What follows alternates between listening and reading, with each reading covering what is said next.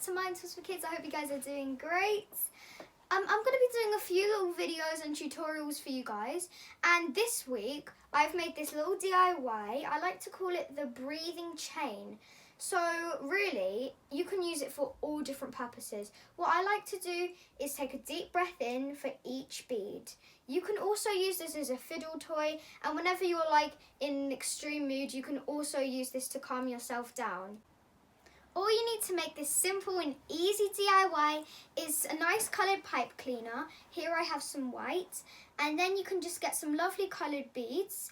Here I have 11 beads, and for 11, really that makes me really calm, and for the extra it's really good for me.